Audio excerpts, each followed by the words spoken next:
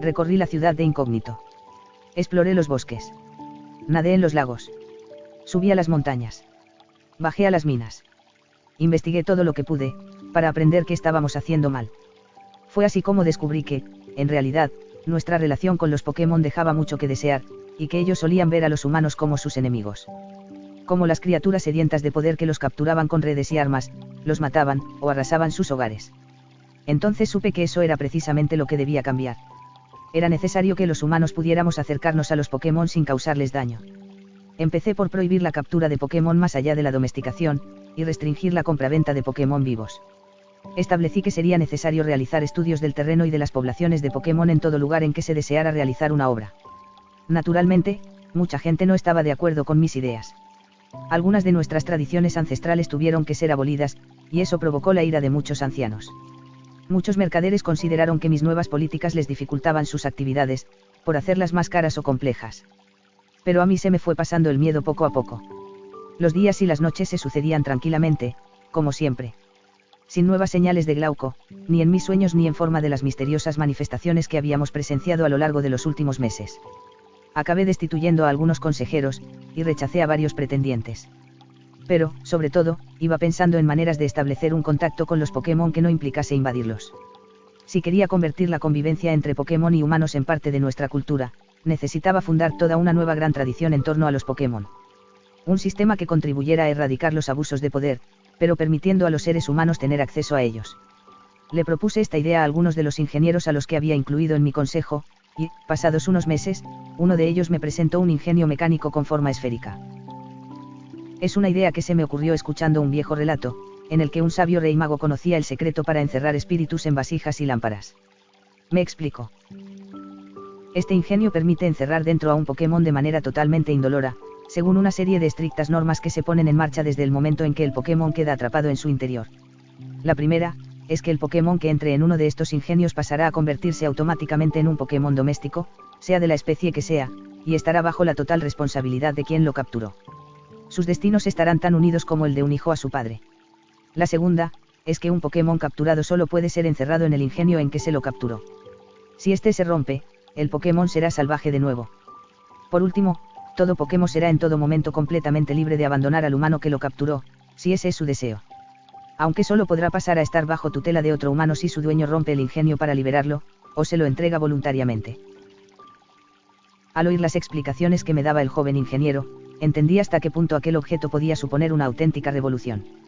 Nadie querría oponerse a usar un ingenio que le garantizaría que sus Pokémon no podrían ser robados, así como que podrían tenerlos consigo en todo momento y transportarlos a placer sin dificultad. Además, su uso también ayudaría a evitar el contrabando encubierto de Pokémon vivos, y a detectar con más facilidad los casos de fraude y secuestro. Los vínculos creados mediante aquel método de captura harían la convivencia con los Pokémon muchísimo más sencilla, al permitirnos domesticarlos con facilidad. Así que decidí hacerlo fabricar en masa, para que todo el mundo pudiera tener acceso a él, y, pasado un tiempo, hacer su uso obligatorio. Aquel ingenio tuvo una acogida más tibia de lo que yo esperaba. Las personas más ancianas tardaron un tiempo en aprender a usarlo, y mucha gente nunca llegó a entender por qué era necesario. Pero la mayoría estuvo encantada de contar con un medio para domesticar Pokémon que no les exigía salir a cazarlos, así que la mayoría de la población acabó usándolo de muy buen grado. Así, los salmarinos pudimos ampliar nuestras áreas de exploración, ya que podíamos domesticar incluso especies que, en otro tiempo, nos hubieran parecido peligrosas. La compañía de Pokémon domesticados nos permitía, además, estar protegidos del ataque de Pokémon hostiles sin necesidad de usar armas, y la presencia de estos Pokémon junto a los humanos contribuía a que hubiera menos ataques de Pokémon salvajes a las personas que viajaban solas y desarmadas. Quien era sorprendido maltratando a un Pokémon, salvaje o domesticado, era multado, perdía el derecho a capturar Pokémon, y era obligado a liberar a los que ya tuviera. Y mis sueños, aunque habitualmente protagonizados por el sonido de las olas, seguían siendo tranquilos. Pero un trueno empezaba a amontonarse bajo las aguas, aunque yo aún no podía percibirlo. Cada vez más gente venía a solicitar audiencia, aterrorizada, diciendo que uno de sus Pokémon ya crecidos había destruido sin querer su casa o sus cosechas, o incluso herido de gravedad a alguien. Empecé a necesitar encerrar a gente que había castigado o hecho sacrificar a su Pokémon.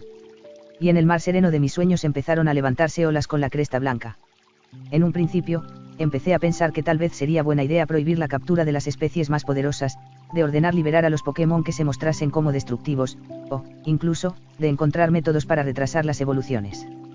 Pero no necesité ver las olas de mis sueños hacerse más altas para darme cuenta, en cuanto empecé a calibrar esas ideas seriamente, de que hubieran sido uno de esos actos de tiranía contra los que me había prevenido severamente Glauco, y una auténtica crueldad.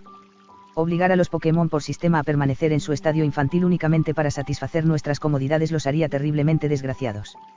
Y la mayoría de los Pokémon domesticados desarrollaban lazos tan profundos con sus humanos, que incluso a algunos de los Pokémon maltratados liberados por decreto judicial les resultaba terriblemente doloroso abandonarlos. El verdadero preludio del horror llegó una noche, bajo la forma de un estallido de violencia que yo no había visto venir. Un Dragonite había provocado accidentalmente la muerte de un niño mientras jugaba con él, y un sector de la población decidió que ya estaban hartos de la convivencia. Decenas de personas liberaron a sus Pokémon, o, si se resistían a marcharse del hogar una vez roto el ingenio al que estaban ligados, los mataron. Y luego fueron casa por casa, hasta llegar al mismo palacio, masacrando a todos los Pokémon domesticados que habían evolucionado. Mi propio Rápidas fue degollado a traición por su propio caballerizo, que había estado cuidándolo cariñosamente durante casi 20 años. Los juicios masivos que siguieron a la masacre, las cárceles llenas, bastaron para granjearme la enemistad de casi todos los ciudadanos. Fue a partir de ese momento cuando empecé a estar en peligro. Empecé a destapar conspiraciones a mi alrededor, y llegué a tener la sensación de que no estaría a salvo ni siquiera en mi propia cama. El único lugar donde me sentía bien era en la cueva donde me había encontrado con Glauco. Y pasé días enteros allí, en secreto, intentando sacar adelante mi reino sentada sobre la arena húmeda, mientras contemplaba los reflejos azulados en las paredes. El único momento del día en que me atrevía a presentarme ante mi pueblo, era durante mis audiencias, en las que siempre estaba rodeada de guardias. Algunos de mis consejeros más viejos me aconsejaron reinstaurar la pena de muerte, que había sido abolida durante el reinado de mi abuelo, y ejecutar, al menos, a quienes habían iniciado la revuelta. Demostrar ante el pueblo todo mi poder. Pero yo no pensaba ejecutar a un grupo de gente rota de dolor con una ley que no existía cuando ellos cometieron su delito. Me limité a encarcelarlos, y a exiliar al cabecilla de la revuelta y a mi caballerizo. Y condené a penas menores a quienes, en lugar de matar, se habían limitado a herir o obligar a los vecinos a liberar a los Pokémon. Aproveché el entierro de Rápidas para hacer un discurso en persona, en la plaza pública. En él declaré que, si habíamos aceptado establecer lazos con los Pokémon, debíamos aceptarlos hasta las últimas consecuencias. Que los ciudadanos recibirían todo el apoyo que necesitasen para liberar a sus Pokémon, pero que jamás debían maltratarlos ni matarlos. Que dar muerte a una criatura inocente que dependía de ellos para desahogar su rabia, era como condenar a muerte a un niño por cometer una travesura que ha tenido malas consecuencias. Algunos de ellos se conmovieron, y se pusieron de mi parte desde ese día. Me hablaron de sus problemas para controlar el poder creciente de sus Pokémon. Me hablaron del dolor que habían sentido al separarse de ellos. De sus remordimientos por haberlos matado. De cómo incluso los Pokémon parecían sufrir enormemente por el dolor que estaban causando inadvertidamente a sus dueños. Pero el resto solo se enfureció todavía más. Y yo no supe verlo. Aunque no estoy segura de que haberlo visto me hubiera servido de algo. En realidad, aunque yo todavía no lo sabía, el daño ya estaba hecho.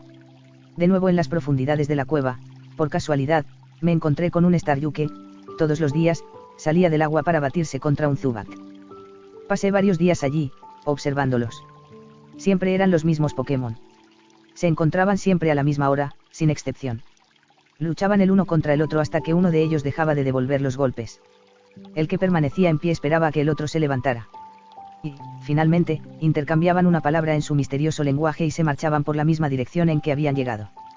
La extraña guerra duró semanas y semanas. Incluso cuando el Staryu se convirtió en Starmie y el Zubat en Golbat. Siempre siguiendo el mismo ritual. Un día, un Gyarados interrumpió la batalla atacando al Golbat, y, para mi sorpresa, Starmie socorrió a su contrincante. Y ambos derrotaron al inmenso titán juntos. Luego, agotados por el desigual combate, se marcharon sin terminar su contienda cotidiana. Pero, al día siguiente, ya completamente restablecidos, todo se reanudó como si aquel inciso jamás hubiera tenido lugar. Fue entonces cuando comprendí que Golbat y Starmie no eran enemigos en absoluto. De hecho, tal vez fueran precisamente el mejor amigo el uno del otro.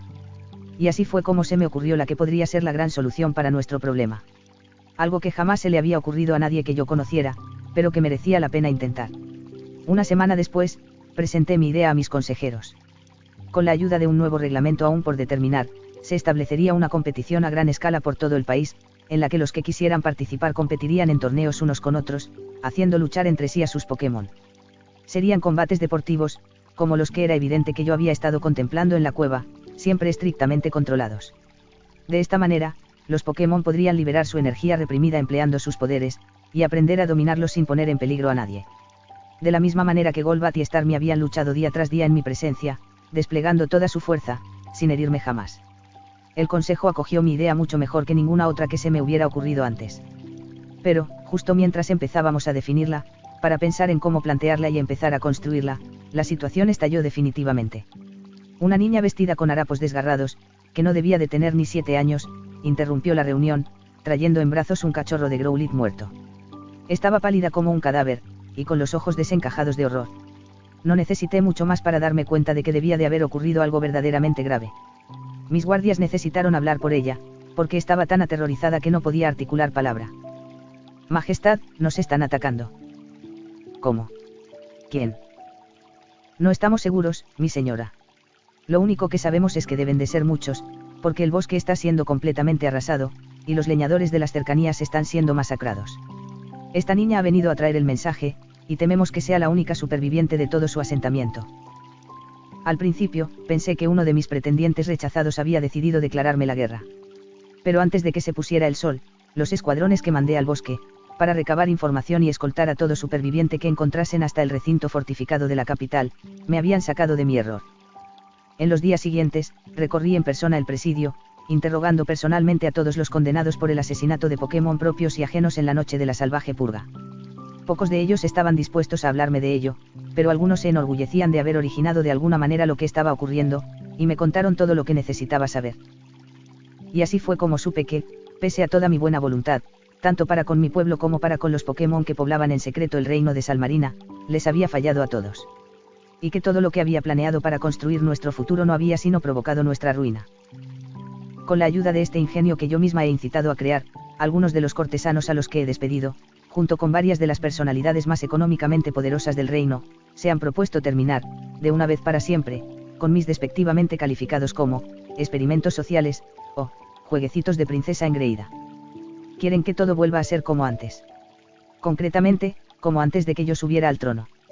Sin legislación sobre la domesticación de Pokémon. Sin regulación de la explotación de los recursos.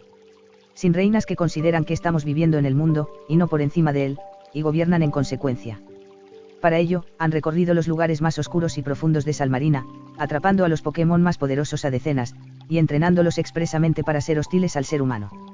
Y luego, han desencadenado todo ese poder contra sus propios compatriotas.